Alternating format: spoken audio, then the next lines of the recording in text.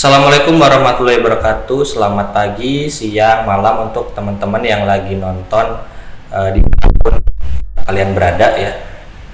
Kita kembali lagi ke podcast. Pada episode yang kali ini kita kedatangan tamu dari Prodi D3 Teknik Mesin.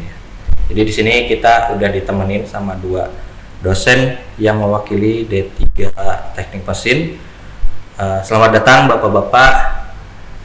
Pak Eko dan Pak Ridwan ya. Ya, selamat datang juga. Oke. Jadi kita formatnya santai aja, jadi kita ngobrol-ngobrol aja intinya sih. Mungkin kita mulai dari perkenalan diri terlebih dahulu mungkin ya. Bapak silakan. Baik, nama saya Eko Sulistyo. Kebetulan dipercaya untuk mengemban tugas sebagai Kepala Prodi Diploma 3 Teknik Mesin ITB PLN. Nah, kemudian saya ditemani oleh dosen Prodi D3 Teknik Mesin yaitu Bapak Muhammad Ridwan yang ada di sebelah saya. Perkenalkan, nama saya Muhammad Ridwan. Saya diamanahkan oleh Pak Eko untuk menemani beliau di sini untuk melakukan sharing istilahnya, tapi bahasa kerennya ini podcast ya Pak ya. Iya.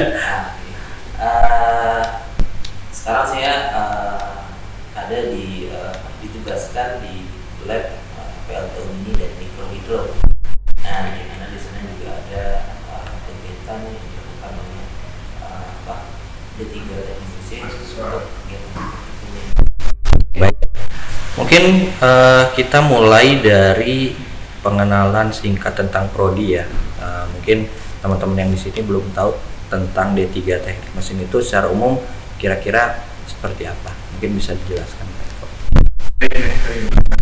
Prodi D3 Teknik Mesin itu bisa dibilang vokasi. Jadi vokasi itu adalah suatu yang menekankan suatu keahlian tertentu. Dalam Prodi D3 Teknik Mesin ini kita menekankan keahlian dalam komunikasi dan perantaraan secara umumnya seperti itu. Mungkin Pak Ridwan bisa atau ada yang jadi untuk anak D3 Teknik Mesin ini Pak Fadli. Nah, memang secara keseluruhan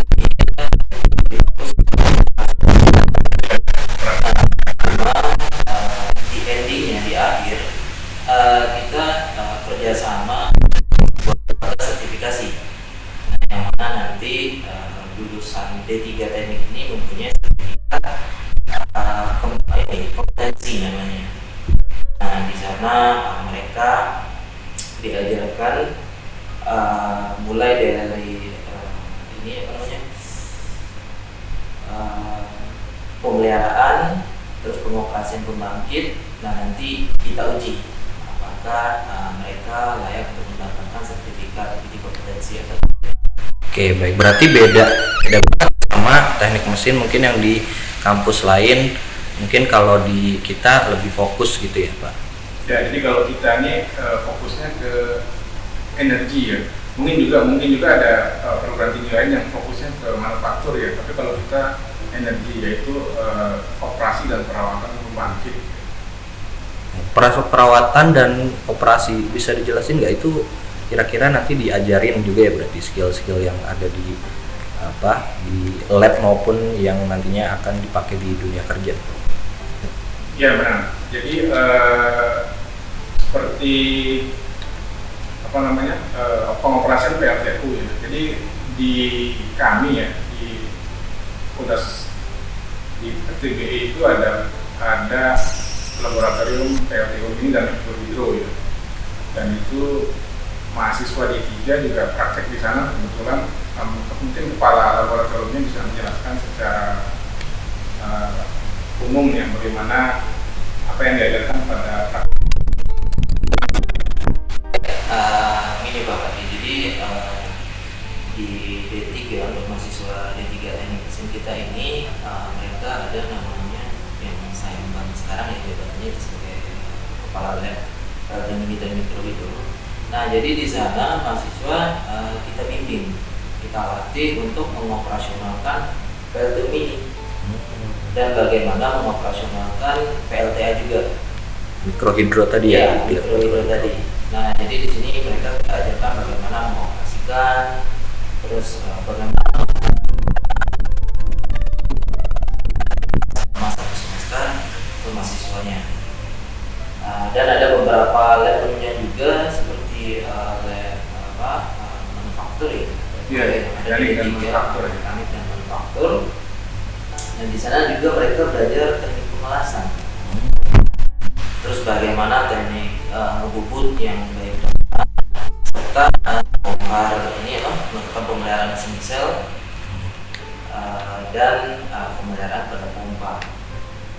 Nah, khusus yang terbaru sekarang kita ada namanya praktikum pemeliharaan dan pengoperasian untuk PLTS. Ini masih dalam tahap pengembangan. PLTS ini berarti surya? Iya, pembangkit listrik tenaga surya. Oke. Jadi itulah yang sedang dikembangkan sekarang. Kan kalau anak D3 itu lebih ke praktisinya ya. Kalau bedanya dengan S1 itu kan lebih ke analisis atau teori. Nah, jadi mereka kita ajarkan bagaimana sih teknik pengoperasian dan pemeliharaan di bidang pembangkit, khususnya di lapangan seperti apa. Oke, baik. Tadi Pak Ridwan juga tadi sempat nyinggung tentang kalau S1 itu analisis. Sebenarnya beda antara D3 sendiri dengan S1 itu bedanya apa sih Pak? Kalau secara keilmuan, mungkin kalau untuk S1 dia kan analisis ya. Misalnya jika ada terjadi problem, nah itu mereka yang mencari analisisnya. Cuma kalau D3 itu mereka lebih ke praktisi yang melakukan proses pemeliharaannya. Nanti bareng dengan S1 jalannya. Nanti mereka akan diskusi dan melihat ke lapangan seperti apa sih kondisi sebuah unit kita yang mengalami permasalahan itu seperti apa. Dan bagaimana langkah-langkah tahap pemeliharaannya itu yang menentukan. Nah, itu lebih yang memahami itu biasanya anak D3. Oh baik, berarti prospek kerjanya nanti kira-kira untuk yang D3 teknik mesin kira-kira apa ya Pak? Prospek kerjanya ke depan? Silakan Pak. Dalam prospek kerja biasanya kalau di dalam suatu perusahaan ya, itu kalau pengalaman saya dulu itu ada manajemen tren ya. Jadi walaupun bidang apapun di situ ya, misalkan ada teknik nuklir ya, sama masuk ke manajemen tren. Nanti di bagian SDM itu yang mengelola manajemen yang baru, mengelola SDM yang baru itu yang menempatkan ya di apa yang cocok dengan kita. Nah biasanya kalau yang bidang teknik mesin ini ya itu terkait dengan bidang mekanikal ya. Nah biasanya kalau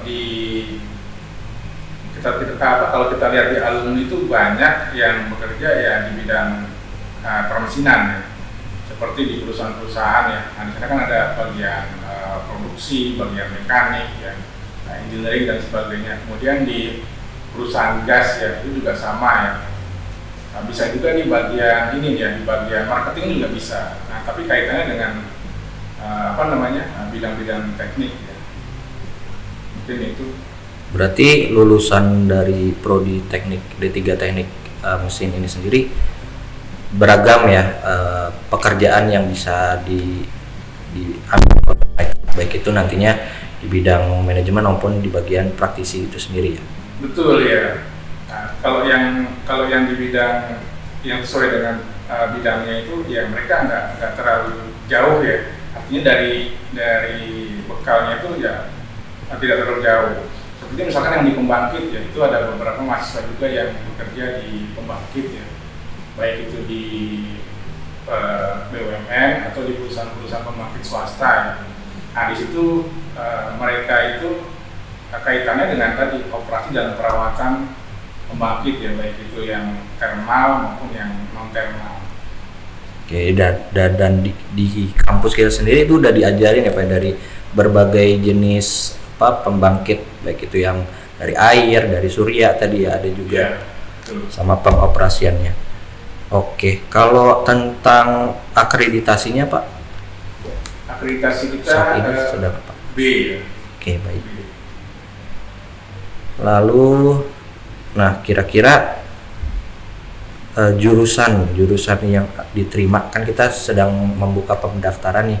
Kira-kira jurusan yang diterima di di prodi D3 Teknik Mesin jurusannya apa aja? Apakah IPS bisa masuk? Ya, pada intinya ya yang paling relevan itu yang IPA ya, tapi IPS pun bisa, karena kan kalau SMA yang sekarang ini kelas 2 itu tetap dapat eksak ya. Kecuali kelas 3 kalau sudah IPS dia, tapi tetap IPA IPS pun bisa. Oke, baik. Bisa, tapi ada syaratnya gitu Pak ya mungkin ya? Iya, mungkin ya. Lalu, nah untuk yang mau masuk ke jurusan D3 Teknik Mesin, kira-kira apa yang harus mereka persiapkan? Apakah matematikanya kah, atau fisika, kimia, ataupun pelajaran-pelajaran apa yang kira-kira harus mereka siapin? Mungkin Pak Fadli ya, jadi kalau namanya eksakta itu yang awal sekali itu adalah fisika ya, karena fisikanya sebagai filosofinya dari ilmu mekanikal ya. Kemudian juga matematikanya, karena kaitannya juga nanti dengan perhitungan ya. Ya saya kira mungkin itu saja ya. Oke, baik. Sama mungkin pertanyaannya satu lagi Bapak ya. Nah, sekarang kan kita sedang menghadapi nanti kira-kira pembelajaran pada saat kita kuliah, nantinya mau masuk ke ITPLN, pembelajarannya nanti prosesnya kayak gimana? Ya sekarang sudah sekarang hybrid ya, ini masih hybrid ya. Tapi juga sudah ada yang apa namanya PTM ya, jadi perkuliahan tatap muka. Itu ada beberapa mata kuliah. Seperti mata kuliah praktikum itu wajib tatap muka, dan ada juga beberapa dosen yang sudah mengaplikasikan kuliahnya PTM atau tatap muka ya, atau offline. Itu sudah beberapa dosen, dan kalau yang praktikum memang wajib untuk hadir ya. Jadi saya kira itu tatap muka sudah tidak masalah lagi. Oke, baik. Karena mungkin agak susah kalau kita mau ngelas online gitu ya. Betul ya. Jadi tutorial intinya dan praktek kan. Iya, praktek ya jadinya. Soalnya kita kalau di kita itu benar-benar nyobain langsung Pak ya. Betul ya. Nyobain langsung, anak-anak benar-benar satu-satu mereka harus nyobain dan harus bisa gitu ya. Iya, karena kebetulan kan saya ngajar praktikum ya, ngajar praktikum PLTD. Nah itu bagaimana? Apa tuh Pak PLTD? Pembangkit listrik tenaga diesel. Jadi dari komponen, bagaimana kita melihat komponen dari mesin diesel itu sendiri ya kan. Sebelum jadi PLTD kan itu terpisah, itu mesin dieselnya atau motor bakar diesel, kemudian dikopel dengan generator ya, itu namanya PLTD. Nah bagaimana kita mengenalkan motor dieselnya itu dari komponennya, bagaimana dia merakit kembali sampai hidup kembali, kan itu suatu pengalaman yang nggak bisa nggak bisa dirasakan kalau online. Ya. Mungkin Pak Reko juga bisa merasakan gimana cara, kebetulan kepala laboratorium di PLTU dan Mikrohidro, bagaimana merasakan mahasiswanya itu bisa memang dari awal tuh bagaimana cara menghidupkan, mengoperasikan, bahkan kalau komponen itu bisa dijelaskan Pak Reko, silakan Pak.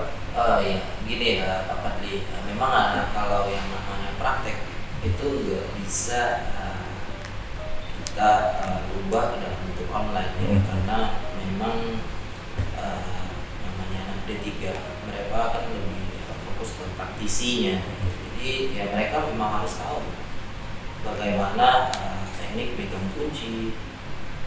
Nah jangan sampai nanti kalau kita praktek online, nah muter baut baik pakai OP maupun pakai kunci, jangan sampai salah arah. Nah ini yang kita khawatirkan, kenapa praktek di kita tuh sekarang udah wajib offline. Nah kalau online kita nggak bisa, maksudnya SOP-nya pun kalau mereka nggak melakukan langsung, nggak melihat barangnya seperti apa, saya rasa itu penyerapan materinya paling 30% itu udah maksimal menurut saya. Nah tapi dengan mereka ke lapangan dan melakukan SOP-nya, melihat barangnya seperti apa, prosesnya seperti apa, nah itu akan jadi jauh lebih bagus gitu. Nah sama lah mungkin ya, kita lihat dalam kehidupan sehari-hari. Mungkin Bapak punya motor dan Bapak kan melakukan pemeliharaan, istilahnya pemeliharaan kecil, mungkin bisa repair kayak motor airbag, Ya. si oli pada rantainya. Kalau mereka tidak kita ajarkan langsung seperti itu, saya rasa mereka nggak akan bisa melaksanakan begitu mereka terjun ke lapangan, dan nantinya mereka akan kebingungan. Karena memang kita mempersiapkan anak D3 ini untuk semacam supervisor ya di lapangan yang mudah mengerti bagaimana pemeliharaan pembangkit, apakah itu PLTU, PLTA, PLTS, RTD yang disampaikan Pak Eko. Nah, namun di samping itu kita juga ada praktek pendukung ya Pak Eko. Yeah. Karena kan target kita memang utamanya lebih ke pembangkitan. Tetapi di sini kita tetap mengajarkan mahasiswa kita otomotif yang ada atau secara umumnya. Perawatan mesin, proses produksi, proses manufaktur, itu kan peluang kerja mereka di lapangan itu menjadi lebih luas lagi. Tapi memang fokusnya memang spesialisnya gitu ya Pak Eko ya? Ya, betul. Dan kalau saya tambahkan lagi, beda dengan S1 ya, jadi dengan mata kuliah praktikum yang sama, misalkan teknik manufaktur ya. Itu di S1 itu nilainya 1 SKS Pak untuk praktikum teknik manufaktur ya. Seperti bubut, ya mengoperasikan bubut, press, scrap, CNC ya. Itu cuma 1 SKS untuk yang S1. Kalau D3 itu ditekankan 2 SKS. Nah, dikalikan 3 jam, berarti prakteknya itu untuk 1 SKS ya. D3 itu 6 jam berarti. Kalau S1 cukup 3 jam karena beda SKS. Kemudian lagi nanti saat magang itu kita ditekankan untuk magang minimal 3 bulan. Itu biasanya di unit-unit ya, di pembangkit. Nah, ini kesempatan mereka untuk pulang kampung. Biasanya kalau misalkan dari Sumatera Barat ya, dia mencari tempat magangnya di Sumatera Barat ya, supaya nggak jauh dari rumah orang tuanya gitu loh. Nah, dari pengalaman magang 3 bulan itu minimal di pembangkit, yaitu menjadi salah satu ya bekal dia juga. Di samping untuk tadi ya, untuk uji kompetensi ya, uji kompetensi dan persiapan masuk dunia kerja setelah dia dinyatakan lulus setelah tugas akhir ya. Iya, kira-kira begitu. Berarti wajib tadi Pak ya, magang wajib. Wajib ya, Sertifikasi tadi wajib juga. Iya, betul. Berarti lulusan kita udah serapannya ke industrinya kemana aja nih Pak? Di IP, PJB banyak, di PLN juga ada ya, kemudian di perusahaan-perusahaan pembangkit swasta juga ada ya. Jadi banyak ya. Di samping itu juga ada di perusahaan-perusahaan otomotif mungkin ya. Iya, konstruksi mungkin ya. Masalah saya kemarin juga nanya-nanya ke mereka, ada juga yang di Hitachi juga ada. Iya, Hitachi. Terus juga Epson ada. Memang mereka di produksi ya, pemeliharaan dan supervisor di pengoperasian. Jadi mengontrol produksi dari perusahaan Epson itu sendiri. Kemudian Pak Fadli ya, kemarin itu ya ada kira-kira 6 bulan lalu itu ada mahasiswa datang ya ke kampus ya. Iya. Dia kebetulan bimbingan saya pada saat magang dan tugas akhir. Dia cerita, saya kerja Pak di tempat saya magang gitu. Jadi dia magang dan setelah itu dapat kerja di tempat dia magang. Itu karena dia bagus gitu ya Pak? Iya, dia bagus ya. Saya akui bagus ya. Berarti buat teman-teman yang mau gabung ke teknik D3 teknik mesin, itu pas kalau kalian magang itu kalian mesti bagus-bagus gitu ya. Iya, jaga image ya. Jaga image, terus ya kerjain sesuai SOP-nya gitu Pak ya. Kualitasnya bagus.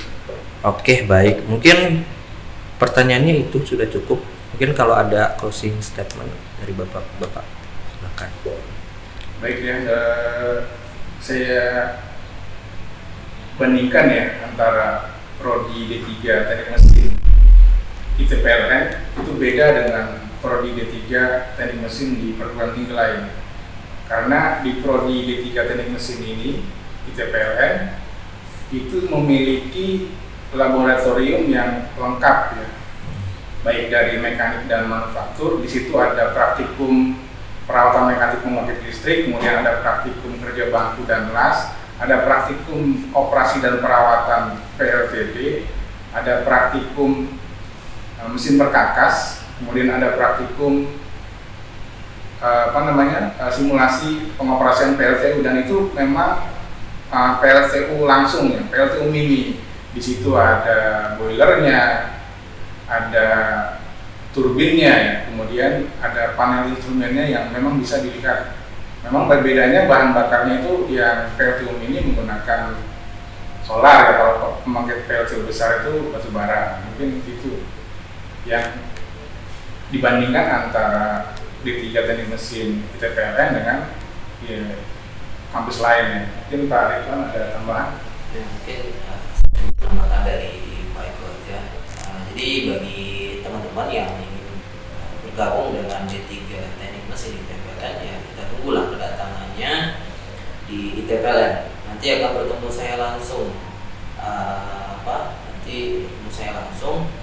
Nah, pada saat teman-teman sudah menjadi mahasiswa di sini, nah nanti akan saya bimbing bagaimana sih secara pemeliharaan dan pengoperasian sebuah pembangkit, walaupun di ITPLN ini sudah ada PLTU mini, walau itu skala kecil ya. Nah, dan nanti kita bisa mengadakan studi banding seperti kalau di lab kita pembangkitnya kan memang skala kecil ya. Nah, nanti kita akan bawa mereka berkunjung ke pembangkit yang besar. Yang aslinya. Yang aslinya itu seperti apa? Gitu. Seperti itu. Makanya ada statement yang disampaikan Pak Eko tadi bahwa magang itu wajib 3 bulan ya Pak Eko ya. Nah, itu agak mereka bisa melihat pada saat saya praktek di kampus labnya seperti ini. Nah, setelah dia turun ke lapangan, walaupun itu magang 3 bulan, mereka akan melihat realnya seperti apa. Tetapi secara sistem dan cara kerjanya sama persis. Sama persis ya. Iya. Bedanya yang mungkin di peralatan tambahan-tambahannya. Kalau pembangkit besar itu pengaturan dan instrumennya lebih banyak. Nah, kalau di kita kan yang penting secara prosedur dan komponen umum itu ada, dan mereka sudah bisa melakukan pemeliharaan dan pengoperasian. Baik, terima kasih Pak Eko dan Pak Ridwan. Jadi buat teman-teman calon mahasiswa baru ITPLN yang mau gabung ke D3 Teknik Mesin, kita masih membuka pendaftaran untuk sera 2 ya, seleksi raport. Jadi teman-teman cuma cukup daftar itu, upload berkas aja. Jadi berkas yang wajib itu ada 3, ada KTP, KK, sama raport semester 1 sampai semester 5.